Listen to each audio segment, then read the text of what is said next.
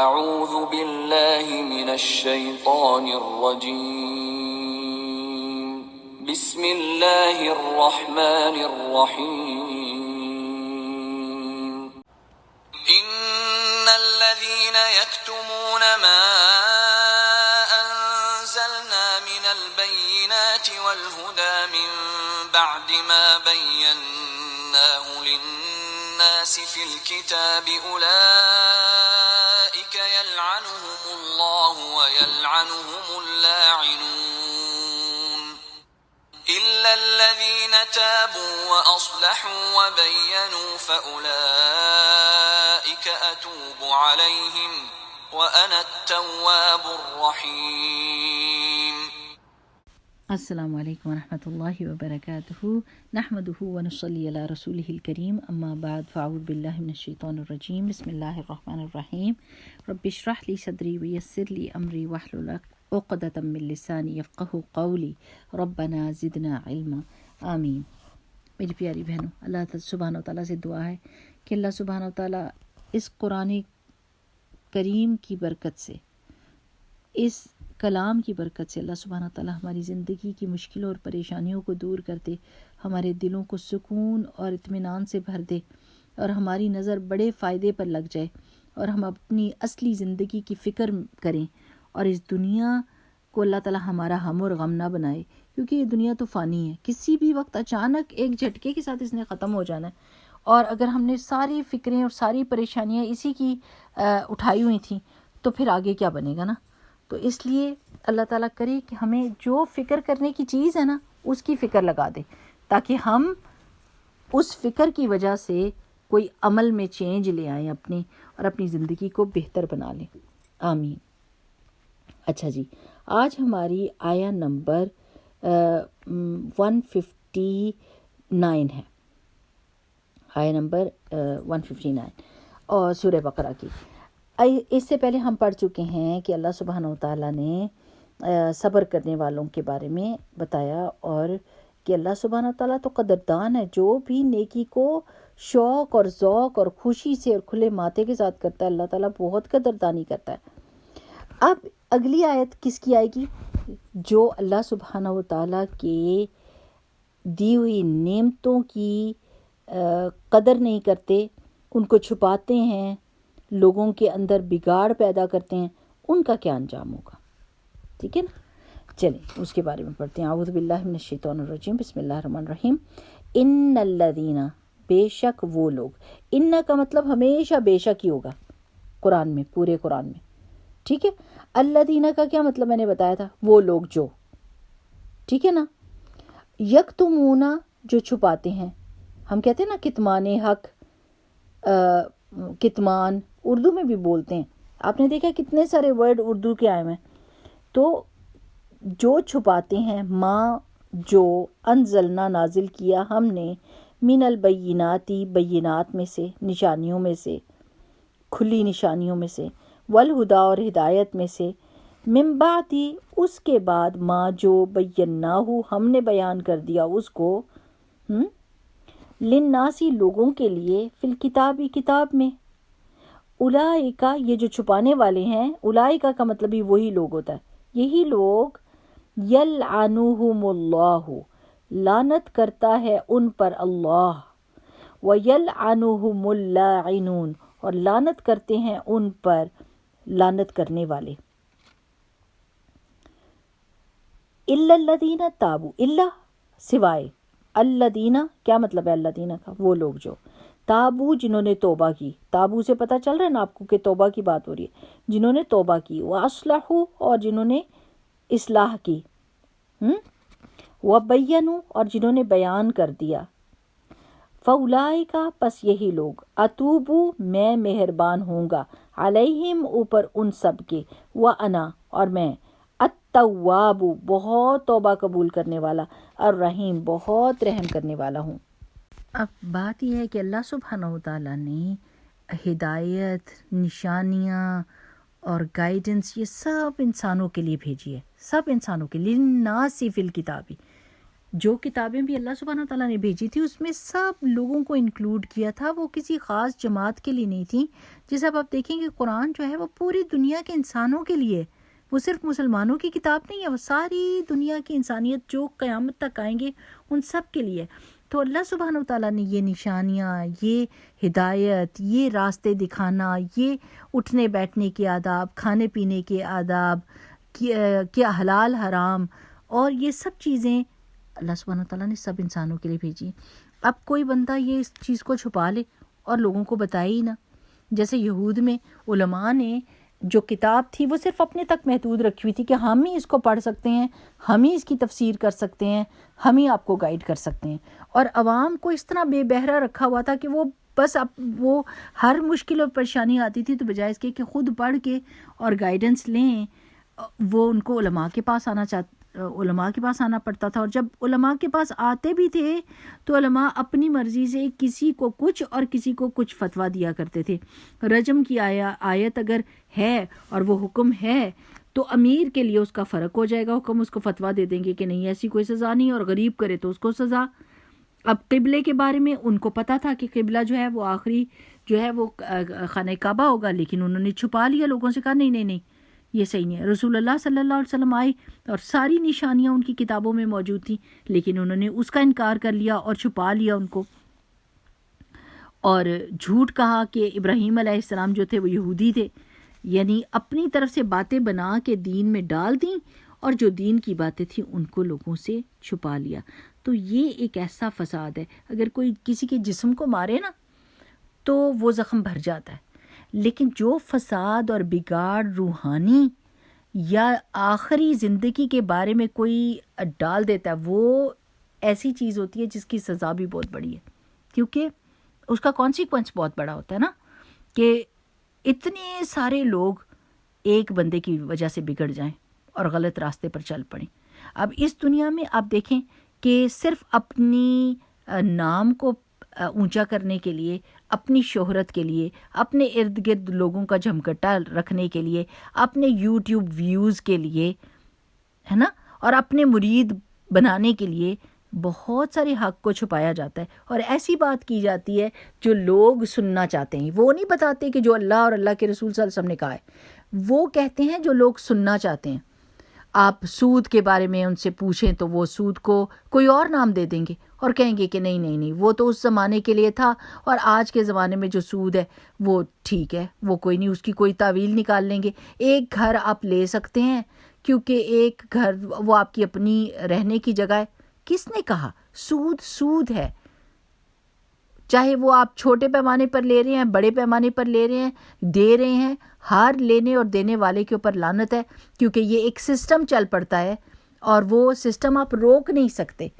اس کی برائی اور اس کی شر ہر ایک کو پہنچ جاتی ہے. تو وہ وہی بات کرتے ہیں. اگر کوئی سیلیبریشن کی بات آتی ہے تو وہ کہتے ہیں کہ یہ والی سیلیبریشنز کریں بھئی کہ آپ نے محبت کا اظہار کرنا ہے دین اسلام سے، محمد رسول اللہ صلی اللہ علیہ وسلم سے، چاہے وہ سیلیبریشنز رسول اللہ صلی اللہ علیہ وسلم نے کہا ہو یا نہ کہا ہو. ان کو اس سے کوئی لینا دینا نہیں. ان کو یہ کہ لوگوں کا جھمگھٹا ہمارے آس پاس کیسے رہے گا، وہ اس چیز کو زیادہ امپورٹنٹ سمجھتے ہیں. گناہ کو آسان کر دیتے ہیں اور نیکی کو مشکل بنا دیتے ہیں نا. تو اللہ سبحانہ و تعالیٰ کہتے ہیں کہ جو اتنی بڑی خیر اللہ تعالیٰ نے کتاب میں دی وہ اس کو چھپا لے، اس کا کتمان کرے، حق کو چھپائے اور لوگوں کو مس گائیڈ کرے، تو ایسا بندہ اس قابل ہے کہ وہ اللہ کی رحمت سے دور ہو جائے. جس بندے کو آپ دیکھیں وہ اپنا گناہ تو اٹھاتے ہیں کہ انہوں نے لوگوں کو مس گائیڈ کیا، لیکن جتنے لوگ مس گائیڈ ہوتے ہیں، جتنے لوگ گمراہ ہوتے ہیں، ان سب کی گمراہی کا بوجھ بھی ان کا تو وہ خود اٹھائیں گے، اور یہ ڈبل بوجھ ان لوگوں کا بھی بوجھ ان کے سر پر آئے گا جو علماء یا جو بڑی شخصیات ہیں یا ایسی پوزیشن میں ہیں کہ وہ لوگوں کو جو کچھ کہتے ہیں لوگ ان کا سنتے ہیں.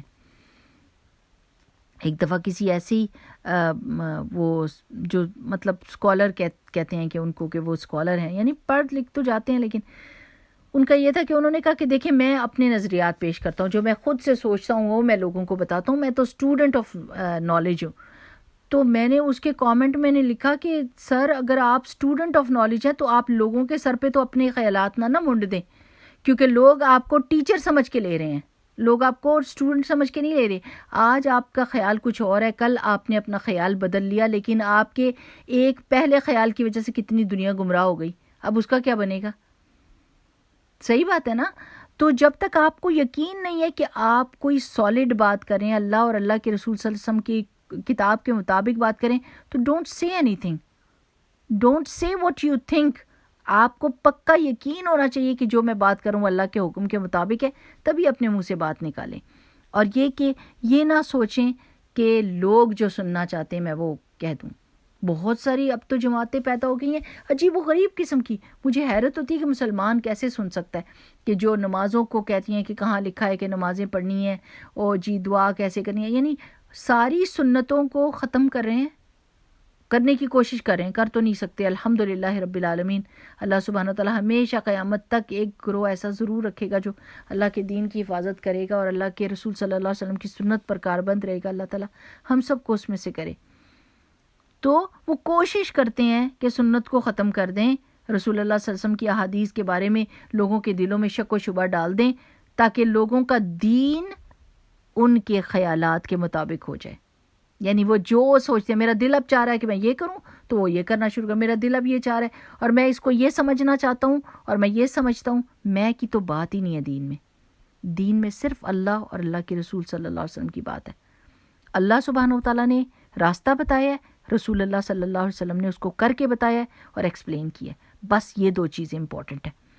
اس میں میرا دل آپ کا دل، اس میں ہماری کوئی بات نہیں ہے، کیونکہ اگر اللہ تعالیٰ ہمارے دلوں پہ چھوڑ دیتا نا میری پیاری بہنوں، تو ہم نے تو حشر نشر نکال دینا تھا، اتنا سخت دین کو کر دینا تھا کچھ لوگوں نے کہ لوگ کر ہی نہ سکتے، اور کچھ لوگوں نے اتنا زیادہ اس کو نرم کر دینا تھا کہ وہ گمراہی ہو جاتے۔ الحمدللہ کہ اللہ سبحانہ و تعالیٰ نے اپنے پیارے پیغمبر صلی اللہ علیہ وسلم کو بھیجا اور انہوں نے ہم کو یہ سارے کام کر کے دکھائے اور ہمیں ہدایت دی۔ تو وہ لوگ جو لوگوں کی وجہ سے یا اپنی سرداری کی وجہ سے کتمان حق کرتے ہیں، حق کو بات کو چھپاتے ہیں اور لوگوں کو گمراہ کرتے ہیں، وہ اسی قابل ہیں کہ اللہ کی لعنت ان لوگوں پر ہو، اور ہر لعنت کرنے والے کی لعنت وہ ڈیزرو کرتے ہیں کہ ہر جو لعنت جائے وہ ان کے اوپر پڑے، اللہ کی رحمت سے دوری ہی دوری ہو۔ لعنت ایک بہت بڑا ورڈ ہے، یہ بہت بڑا ورڈ ہے، تو اللہ نے اگر ان لوگوں کے لیے یوز کیا تو کتنا ڈرنا چاہیے۔ جیسے حضرت ابو ہریرہ رضی اللہ تعالیٰ عنہ کہا کرتے تھے نا کہ لوگ یہ کہتے ہیں کہ ابو ہریرہ بہت احادیث بیان کرتا ہے، حالانکہ اصل بات یہ ہے کہ اگر کتاب اللہ میں یہ آیتیں نہ ہوتی، یہ جو ابھی ہم نے پڑھی ہیں ان الذین یکتمون، تو میں کوئی بھی حدیث بیان نہ کرتا۔ مجھے ڈر لگتا ہے کہ اگر میں حدیث تمہیں نہیں بتاؤں گا تو اللہ تعالیٰ مجھے اس کیٹیگری میں ڈال دے گا کہ جو حق کو چھپاتے ہیں، تو میں حق ضرور آپ کو بتاؤں گا۔ اچھا، اب کیا ہو کہ جنہوں نے ایسا کام کر دیا کہ تمہارے حق کیا، تو اگر الا الذین تابوا، اگر کچھ ایسے لوگ ہیں جنہوں نے توبہ کر لی، اب ہم توبہ کس کو سمجھتے ہیں؟ چلیں میری پیاری بہن ذرا بتائیں۔ استغفر اللہ، استغفر اللہ کی تسبیح پڑھی، استغفر اللہ استغفر اللہ استغفر اللہ استغفر اللہ 100 دفعہ پڑھ لی اور سمجھا کہ سارے گناہوں پر پانی پھر گیا اور سب صاف ہو گیا، نہ دل حاضر، نہ دماغ حاضر، نہ آنکھ سے آنسو نکلا، نہ کوئی شرمندگی، نہ کوئی پریشانی، اور استغفار ایسے کی جیسے کوئی بہت بڑا احسان کرے۔ نہیں میری پیاری بہنوں، توبہ جو ہے وہ بہت ساری چیزوں پہ، پہلے دل میں شرمندگی اور ڈر اور خوف کہ اللہ سبحانہ تعالیٰ میں یہ کر کیا بیٹھی ہوں، یہ میں نے کیا کیا ہے، اس کے بعد توبہ کا گناہ کا اعتراف کہ ہاں جی یہ مجھ سے ہوا ہے، پھر اس کی طرف نہ جانے کا عہد اللہ سبحانہ تعالیٰ سے کہ میں کبھی بھی اس کی طرف جانے بوجھے سوچے سمجھے طریقے سے کبھی بھی نہیں جاؤں گی، اور اللہ تعالیٰ سے معافی کہ اللہ سبحانہ تعالیٰ مجھے معاف کر دیں اور میرے پہ مہربان ہوں۔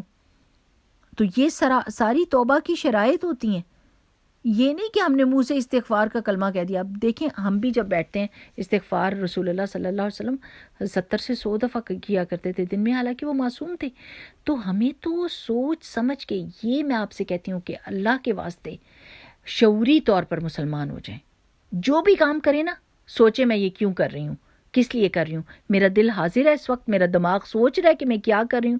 ہم نے روبوٹ کی طرح یا طوطے کی طرح اپنی زبان سے کچھ لفظ نہیں نکالنے، بلکہ ہم نے غور و فکر کرنا ہے، ہم نے سوچنا ہے. استغفر اللہ، اللہ میں آپ کسی استغفار کرتی ہوں، میں بخشش چاہتی ہوں. کس چیز کی بخشش چاہتی ہوں؟ کیا کیا میں نے؟ اپنے دل میں سوچیں، اس پہ شرمندگی کا اظہار کریں. اللہ سبحانہ و تعالیٰ واقعی یہ تو بہت بڑا گناہ ہو گیا مجھ سے، میں کیا کروں سوائے اس کے کہ میں آپ سے معافی مانگوں، آپ کے سوا تو اور کوئی بخشنے والا ہے ہی نہیں.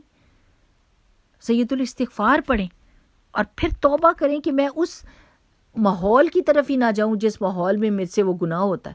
میں اس چیز سے دور رہوں گی، میں اس ماحول سے دور رہوں گی، میں ان لوگوں سے دور رہوں گی جو مجھ سے وہ کام کرا لیتے ہیں جو اللہ تعالیٰ کی ناراضگی کا ہے. تو جو حق کو چھپاتے ہیں اگر وہ توبہ کر لیں، وہ اصلاح اور اصلاح کر لیں. اگر انہوں نے اعلانیہ کوئی چیز ایسی کام کی ہے، حق کو چھپایا اور کوئی دوسری بات کہی ہے، تو اعلانیہ ہی ان کو توبہ بھی کرنی ہے اور لوگوں کے سامنے حق کو بیان بھی کرنا ہے اور اپنی نیگیشن خود ہی کرنی ہے کہ میں نے یہ غلط کام کیا تھا. جیسے میں نے ابھی آپ کو بتایا کہ کوئی اپنے آپ کو عالم کہتے ہیں اور انہوں نے ایسے کیا تو ان کو پھر سب کے سامنے یہ اعتراف کرنا پڑے گا کہ میں غلط تھا، اللہ کی کتاب حق ہے اور اللہ کے رسول صلی اللہ علیہ وسلم کی باتیں حق ہیں اور میں اصلاح کر رہا ہوں. تو آپ سب لوگ بھی جان لیں، اگر کسی نے غلط کتاب لکھ دی اور کتمان حق کیا تو اس کو چاہیے کہ ایک اور کتاب لکھے اور اس کو بھی اسی طرح بانٹے اور اسی طرح پھیلائے اور اس کی اشاعت کرے، اور جس میں اس کی توبہ کا اعلان ہو، جس میں اس کی اصلاح ہوئی ہو، جس میں وہ بتائے کہ مجھ سے یہ غلطی ہوئی ہے. وَبَيَّنُوا اور کھول کھول کے بیان کر دے. یہ ساری سٹیجز سے اس کو گزرنا ہے جس نے کتمان حق کیا ہوا ہے، کہ وہ توبہ بھی کرے گا، وہ اپنی اصلاح بھی کرے گا اور وہ لوگوں کو بیان بھی کرے گا کہ کیا صحیح بات ہے. تو پھر کیا ہوگا؟ فَأُولَٰئِکَ أَتُوبُ عَلَیْہِم. کتنی شان ہے اللہ تعالیٰ کی کہ پھر اللہ تعالیٰ مہربان ہو جاتا ہے. کبھی اللہ تعالیٰ یہ کہہ دیتے کہ نہیں میں تمہاری توبہ نہیں قبول کرتا، جو یہ کام کر لے گا اس کی کوئی توبہ نہیں ہے تو پھر کیا کرتے؟ لیکن نہیں، اللہ تعالیٰ نے کہا فَأُولَٰئِکَ أَتُوبُ عَلَیْہِم. یہ توب کا جو ورڈ ہے نا، اگر بندے کی طرف سے ہو تو توبہ میں آتا ہے، اور اگر اللہ سبحانہ و تعالیٰ کی طرف ہو نا کہ اللہ تعالیٰ تواب ہے تو پھر اللہ کی طرف مہربانی ہوتی ہے کہ اللہ مہربان ہو رہا ہے. اصل میں تا واو با کا مطلب ہوتا ہے پلٹنا، ٹھیک ہے نا؟ تو توبہ الہ اگر ورڈ آ جائے نا، جیسے پریپوزیشن الہ آ جائے، ٹھیک ہے نا؟ جیسے آپ کہتے ہیں لک اپ ٹو، اب آپ لک کے ساتھ ڈفرینٹ ورڈز پریپوزیشنز یوز کرتے ہیں. لک اپ ٹو کا کیا مطلب ہے؟ اس کی طرف، یعنی وہ آپ کا رول ماڈل ہے، آپ اس کی طرف دیکھ کے حوصلہ پکڑتے ہیں. لک ان ٹو، میں اس کے بارے میں غور و فکر کر رہا ہوں. لک ایٹ، کسی کی طرف دیکھنا. تو ایٹ، ان ٹو، یہ پریپوزیشن لگانے سے میننگ چینج ہوتے ہیں نا. بالکل اسی طرح عربی میں بھی ہے. تا واو با، تابا الا جو ہوتا ہے نا، حمزہ کے نیچے زیر لگی ہوتی ہے اور لام اور یا اور کھڑی زبر. الا، تابا الا کا مطلب ہوتا ہے توبہ کرنا، اللہ کی طرف پلٹنا، معافی مانگتے ہوئے، عاجز ہو کر، ٹھیک ہے نا؟ لیکن تابا اعلیٰ جو ہوگا نا، عین لام اور یا اور کھڑی زبر جو ہوتی ہے نا، تابا اعلیٰ، اس کا مطلب ہے اللہ کا مہربان ہونا بندوں کی طرف، ٹھیک ہے نا؟ بڑی مزے کی لینگویج ہے، اگر عربی آ جائے نا اور قرآن پڑھتے ہوئے مزہ آ جاتا ہے. تو اللہ تعالیٰ کہتے ہیں فَأُولَٰئِکَ أَتُوبُ عَلَیْہِم، تو یہی وہ لوگ ہیں جن پر میں مہربان ہوں گا. اللہ سبحانہ تعالیٰ مہربان، اللہ اگر کسی کے اوپر مہربان ہو جائے کیا اس کی شان ہو. غلطی کرنے والے کی بات کر رہے ہیں اللہ تعالیٰ کہ اللہ اس پہ مہربان ہوں گے. سبحان اللہ. کوئی ہم سے کہے نا غلطی کرنے کے بعد کہ آپ میرے ساتھ مہربانی کریں گے، تو ہم کہتے ہیں کہ ہم تو کبھی زندگی میں تمہاری یہ بات نہیں بھولیں گے، میں تمہیں معاف تو کرتی ہوں میں بھولوں گی نہیں، ایسے کہتے تھے نا. استغفر اللہ استغفر اللہ. تو توبہ کرنی چاہیے. اللہ تعالیٰ جس طرح ہم چاہتے ہیں نا کہ اللہ تعالیٰ ہمارے ساتھ معاملہ کرے، ایسے لوگوں سے معاملہ کیا کرے. اگر یہ دل چاہے نا کہ اللہ سبحانہ تعالیٰ ہمارے سارے گناہوں کو معاف کر دے، ان پہ پردہ ڈال دے، ان کو چھپا لے، تو پھر یہ بھی دیکھ لیں کہ آپ بھی لوگوں کے ساتھ یہی معاملہ کریں کہ ان کے گناہوں کو چھپا لیں، ان کو معاف کر دیں، اور ان کو آر نہ دلائیں ان کے گناہوں کی. اللہ تعالیٰ کہتے ہیں وَأَنَا التَّوَّابُ الرَّحِيمُ، اور میں بہت بہت توبہ قبول کرنے والا. اللہ تعالیٰ ہر وقت توبہ قبول کرتا ہے جب تک کہ جان غرغر میں نہیں آ جائے گی. یہ حلق میں جیسے غرغر ہونے لگ جاتی ہے نا، بس یہاں تک جان آئے گی پھر توبہ کے دروازے بند ہوتے ہیں، ورنہ توبہ کے دروازے کھلے ہیں. اور اللہ تعالیٰ الرحیم ہے، بہت بار بار رحم کرنے والا ہے. اللہ تعالیٰ رحم کرتے کرتے نہیں تھکتا. ہم مانگتے مانگتے تھک جاتے ہیں. اللہ سبحانہ تعالیٰ کی رحمت کے دروازے نہیں بند ہوتے. اللہ کی رحمت اس کے غضب پر حاوی ہے. اللہ کی شان بہت بڑی. ہم پہاڑ جیسے گناہ لے کر جائیں تو اللہ تعالیٰ کی رحمت اس سے بھی بڑی ہوتی ہے.